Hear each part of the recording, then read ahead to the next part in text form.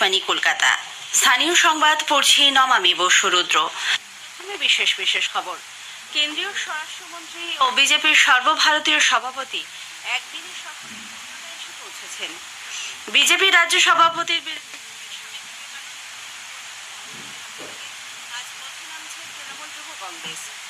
রাজ্যের সরকারি আধিকারিকদের ভিজিলেন্স বিভাগে ছাড়পত্র পাওয়ার নিয়মে পরিবর্তন আনা হচ্ছে।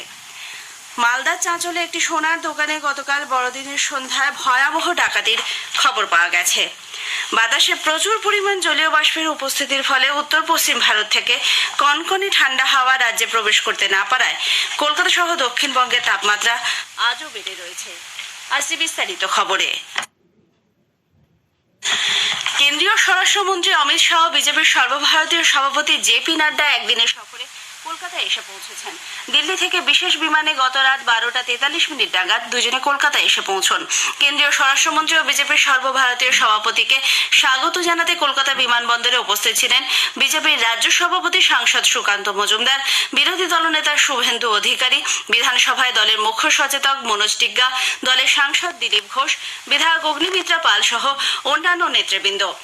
দলীয় নেতৃত্বের পাশাপাশি অমিত শাহ জেপি নাড্ডাকে অভ্যর্থনা জানাতে ঢাক ঢোল নিয়ে কলকাতা বিমানবন্দরে উপস্থিত হন বিজেপি কর্মী সমর্থকরা।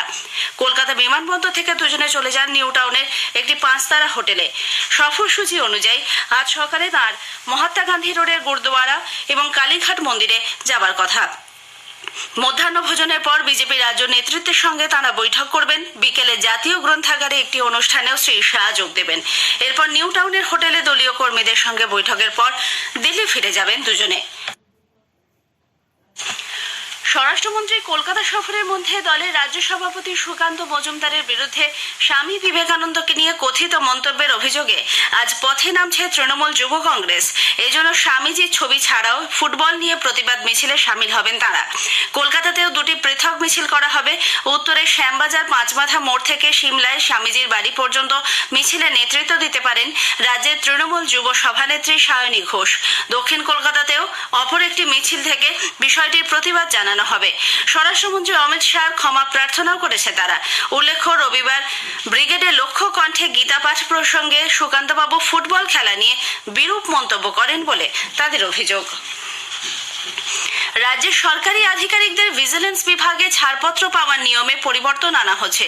এবার থেকে ওই ছাড়পত্র পেতে হলে তাদের নিজের ঘোষণাপত্রে বিভাগীয় প্রধান বা সংশ্লিষ্ট কর্তায় স্বাক্ষর করাতে হবে।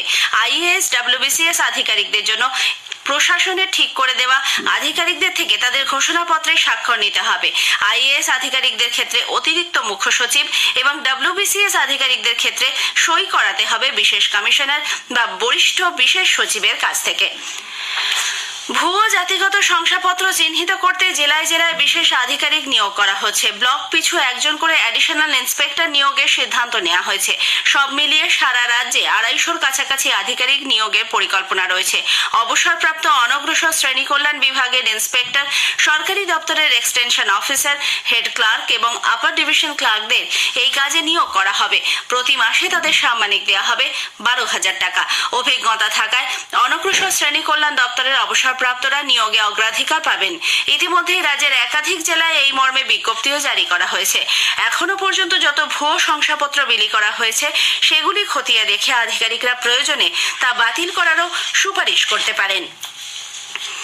অ্যাডিনো ভাইরাসের সংক্রমণ নিয়ে রাজ্যের স্বাস্থ্য দপ্তরকে সতর্ক বার্তা পাঠিয়েছে Indian council of medical research ICMR। Kolkata এবং এর লাগোয়া জেলাগুলির সরকারি হাসপাতালে ভর্তি থাকা অ্যাডিনো ভাইরাসে আক্রান্ত শিশু ও কিশোরদের কফের নমুনা পরীক্ষা করে ICMR এর গবেষকরা জানিয়েছেন বেশ কিছু ক্ষেত্রে বিপজ্জনক প্রজাতির B7/3 ভাইরাসের হদিশ মিলেছে। ICMR এর অধীনে কলকাতার national institute of cholera and enteric diseases NICED এর গবেষকরা কলকাতা ও সংলগ্ন জেলাগুলির সরকারি হাসপাতালে চিকিৎসাধীন 3,115 জন রোগীর ওপর পরীক্ষা চালিয়ে 1,257 জনের দেহে অ্যাডিনো ভাইরাস পেয়েছেন। এদের মধ্যে 40 জন B7/3 প্রজাতির অ্যাডিনো ভাইরাসে আক্রান্ত। আক্রান্তদের মধ্যে 97% শারীরিক অবস্থা অত্যন্ত গুরুতর ছিল। ওই গবেষকরা জানিয়েছেন অ্যাডিনো ভাইরাসের এই প্রজাতির মারণ ক্ষমতা অত্যন্ত বেশি। এর আগে কখনো পশ্চিমবঙ্গে বা ভারতের কোথাও অ্যাডিনোর এই ধরনের প্রজাতি নথিভুক্ত হয়নি। এ প্রসঙ্গে NICED এর প্রধান শান্তা দত্ত জানান, অ্যাডিনোর এই বিপজ্জনক প্রজাতি সম্পর্কে রাজ্যের স্বাস্থ্য সচিবকে জানানো হয়েছে। অ্যাডিনো ভাইরাসের সংক্রমণ নিয়ে তথ্য সংগ্রহের কাজ চলছে এবং তা রাজ্য স্বাস্থ্য দপ্তরের কাছে পাঠানো হচ্ছে। শ্রী সারদা মঠ ও রামকৃষ্ণ সারদা মিশনের সাধারণ সম্পাদক প্রব্রাজিকা অমলপ্রাণা মাতাজি শেষকৃত্য গতকাল বরানগরের কাশীপুর শ্মশানে সম্পন্ন হয়েছে। 92 বছর বয়সে গত রবিবার রাতে তাঁর জীবনাবসান হয়। বার্ধক্যজনিত নানা অসুখে ভুগছিলেন তিনি।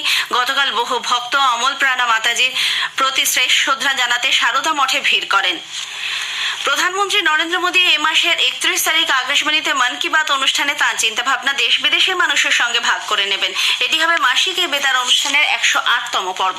অনুষ্ঠানটি আকাশবাণী এবং দূরদর্শনের সবকটি চ্যানেল, এআইআর নিউজ ওয়েবসাইট এবং নিউজ অন এআইআর মোবাইল অ্যাপে সকাল 11টায় সম্প্রচারিত হবে। স্থানীয় সংবাদ শুনছেন আকাশবাণী কলকাতা কেন্দ্র থেকে। রাজ্যে ফের দুঃসাহসিক ডাকাতির খবর মিলেছে। মালদা চাঁচল সদর বাজারের একটি সোনার দোকানে গতকাল বড়দিনের সন্ধ্যায় ভয়াবহ ডাকাতি হয়। দোকানের সমস্ত গয়না খোয়া গেছে বলে খবর। জানা গেছে সন্ধ্যা 6:45 নাগাদ দুটি বাইকে 5 ডাকাত আগ্নেয়াস্ত্র সহ দোকানে ঢোকে। মিনিট 5-এর মধ্যে গোটা দোকান লুটপাট করে তারা বেরিয়ে যায়। সিসিটিভি ফুটেজে ধরা পড়ে ছবিতে তাদের তাণ্ডবের দৃশ্য সামনে এসেছে। কখনো জিনিসপত্র ছুঁড়ে ফেলা, আবার কখনো বন্দুকের বাঁট দিয়ে কর্মচারীদের মারধর করতে দেখা যায়, চলে গুলিও। এদিকে এই ঘটনায় নিরাপত্তায় গাফিলতির অভিযোগ তুলে পুলিশকে ঘিরে বিক্ষোভ দেখান স্থানীয় বাসিন্দারা। ডাকাতদের সন্ধানে শুরু হয়েছে তল্লাশি। ট্রেডিং অ্যাপের মাধ্যমে প্রায় 900 কোটি টাকার অনলাইন প্রতারণার মাস্টারমাইন্ড বিরাজ প্যাটেলকে ইডি গ্রেপ্তার করেছে। তার বিরুদ্ধে লুকআউট নোটিশ জারি ছিল। দুবাই থেকে মুম্বাই এয়ারপোর্টে আসার পরে বিমানবন্দরে তাকে পাকড়াও করেন আধিকারিকরা। ট্রানজিট রিমান্ডে কলকাতায় এনে তাকে গতকাল ব্যাংকশাল আদালতে পেশ করা হয়। বিচারক 2রা জানুয়ারি পর্যন্ত বিরাজকে ইডি হেফাজতে পাঠিয়েছেন। উল্লেখ্য, 2022 সালের অক্টোবর মাসে হাওড়ার শিবপুরে ব্যবসায়ী শৈলেশ পান্ডের বাড়ি ও ব্যাংকে তল্লাশি চালিয়ে কয়েক কোটি টাকা উদ্ধার হয়। খোঁজ মেলে বেআইনি অর্থলগ্নি সংস্থার, তারই মালিক বিরাজ।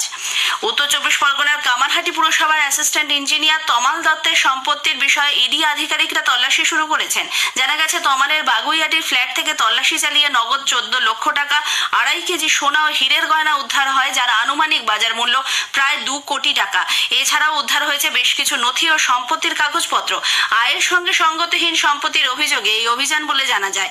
কিভাবে এই বিপুল সম্পত্তি তমাল করলেন সেদিকটাও ভেবে দেখছেন আধিকারিকরা। বাঁকুড়ার বিষ্ণুপুর মেলার মঞ্চ থেকে আত্মপ্রকাশ করলো জেলার ভোট ম্যাসকট। ঘটকনাথ নামে এই ম্যাসকটের ব্যবহার করা হবে মানুষের মধ্যে নির্বাচনের বিষয়ে সচেতনতা, systematic voters education and electoral participation বা CVEEP এর কাজে। এজন্য প্রখ্যাত শিল্পী যামিনী রায়ের ছবির আদলে তৈরি এই ম্যাসকট প্রকাশ করলেন জেলা নির্বাচনী আধিকারিক। দক্ষিণ 24 পরগনার আসন্ন গঙ্গাসাগর মেলা নিখোঁজদের দ্রুত পরিবারের কাছে ফিরিয়ে দিতে নতুন উদ্যোগ নিয়েছে হ্যাম রেডিও। myham.in এই পোর্টালে হারিয়ে যাওয়া মানুষদের ছবি এবং তাদের কোথায় রাখা হয়েছে সেই সব তথ্য আপলোড থাকবে। যৌথভাবে এই পোর্টালটি তৈরি করেছে Indian academy of communication and disaster management এবং ওয়েস্ট বেঙ্গল রেডিও ক্লাব। ভালো মন্দ পেরিয়ে বছরের শেষ সময় উৎসবে মাততে প্রস্তুত গোটা রাজ্য। গত কয়েকদিন ধরেই তারই উদ্দীপনা চোখে পড়ছে। বড়দিন উপলক্ষে গতকাল সারাদিন কলকাতার রাজপথ ছিল জনজোয়ারে ঢাকা। সন্ধে বাড়তেই অ্যালেন পার্ক সহ পার্ক স্ট্রিটে ভিড় বাড়ে। নিরাপত্তার কারণে মোতায়েন ছিল প্রচুর সংখ্যক পুলিশ বাহিনী। জানা গেছে, রাত 10টা পর্যন্ত বিশৃঙ্খল আচরণ, মদ্যপ অবস্থায় গাড়ি চালানো এবং অন্যান্য নানা কারণে 171 জনকে গ্রেপ্তার করা হয়। বাজেয়াপ্ত হয়েছে 71 লিটারের বেশি বেআইনি মদ। এদিকে মেট্রো রেলেও ছিল উপচে পড়া ভিড়।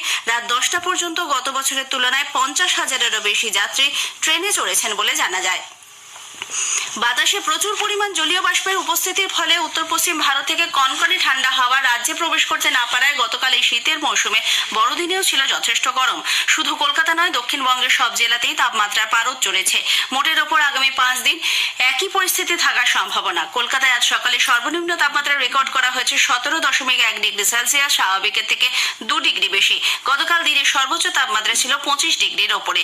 আজ সকালে কলকাতা সহ শহরতলিতে ঘন কুয়াশা লক্ষ্য করা যায়। পরে অবশ্য আকাশ পরিষ্কার থাকবে বলে আবহাওয়া দপ্তর জানিয়েছে। শেষ করার আগে স্থানীয় সংবাদের বিশেষ কিছু অংশ আরও একবার।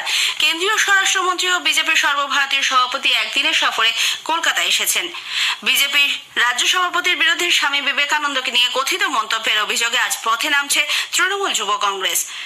মালদার চাঁচলে একটি সোনার দোকানে গতকাল বড়দিনের সন্ধ্যায় ভয়াবহ ডাকাতির খবর পাওয়া গেছে। স্থানীয় সংবাদ শেষ হলো।